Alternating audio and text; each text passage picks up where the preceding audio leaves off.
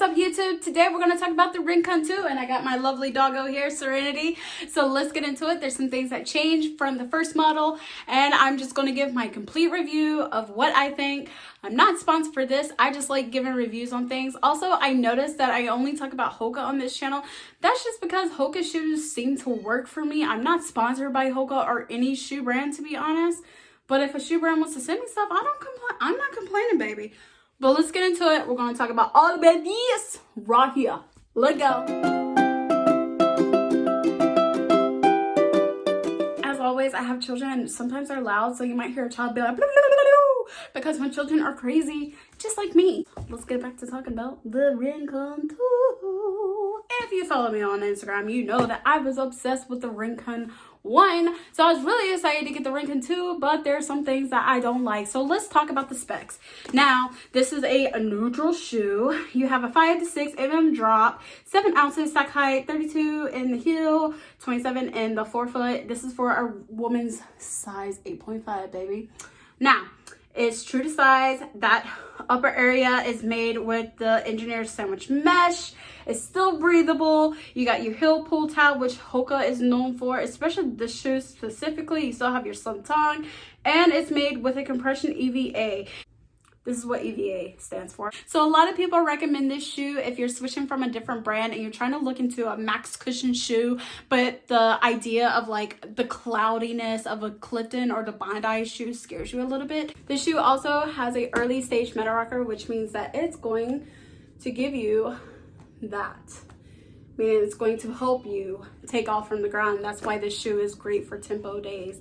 I wouldn't say that it's an everyday trainer, but I do know people that like to wear it for that everyday training effect. They just like it because it is so lightweight. I mean, it's 7 ounces. It's not a heavy shoe at all. Now that we kind of talked about the shoe a little bit, let's talk about the top. Now you have that sandwich engineered mesh up here, which I think is a big improvement from the last one. The last one was more meshy like, and it just let in a lot of air, which I was noticing in these colder months. On my feet were a little bit more colder. I will say for right now that my feet feel comfortable. They're not freezing now. I haven't worn these in the summer, so I don't know if these are going to make me super hot, but I don't have any type of hot spots. Things that I don't like whenever they change the upper, this heel back here is a little bit firmer, and when that happened, it just, for some reason for me, it just put a little bit of pressure on the back of my heel, and it was causing me to have just a little bit of problems. I still love this loop. I mean, I absolutely love loops on the back of my shoes, okay, because sometimes you're just trying to put your shoe on real quick. I don't like EVA on the Rincon, and the reason why is because Hoka, for some reason, keeps it all exposed down here, and I just don't like it. They only put a little bit of rubber on the bottom, which the rubber on the bottom does help with some traction. It's just not enough covered, and for me being a heavier runner, I tend to wear through that very, very fast. So I don't like that EVA material is exposed. The tongue is very slim.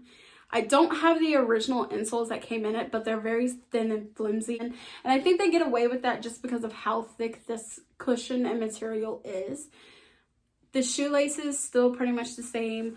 I will say this fit is a little bit better compared to the first one. The first one I felt like was a little bit long, and I say this hugs my feet just a little bit better. And that's why I say it's a true to size fit. Now, would I recommend this shoe? Of course I would recommend this shoe, because I do love that you still get that effect. Even though personally I run like this, I know some people could really benefit from that.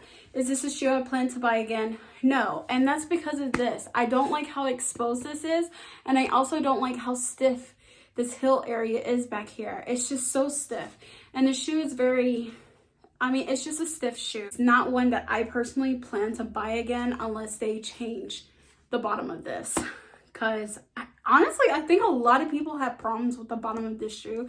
So I'm really hoping that if Hoka does come out with a third model, that they listen to people and try to cover up this exposed EVA. Overall though, I think it's a great tempo day shoe. I know some people like it for everyday running. Personally, I can't handle it for everyday running just because of how stiff this heel is on the back of my foot, and I was noticing that my ankles were killing me afterward. I mean, and just one in specific. And I was like, oh God, maybe I have an injury. But when I changed my shoes out, I realized it was the shoe itself. And that's when I was just playing with the heel, and I noticed that this heel was a little bit more stiffer than the first model. Other than that, I would probably rate this 4 out of 5 stars, just because it does fit well. And it is, like I said, it's a great tempo day shoe. But I just hate this. I hate it. I know. You guys are probably like, okay, Brandon, we get the point. You guys, I don't like it. Anyways, thank you guys for watching. And I will be back next week with another video. As always, make sure you like, subscribe, and if there's anything you would like me to talk about or review, let me know. Message me on Instagram. Drop a comment, and I'll see about getting it done. Have a great day, everybody.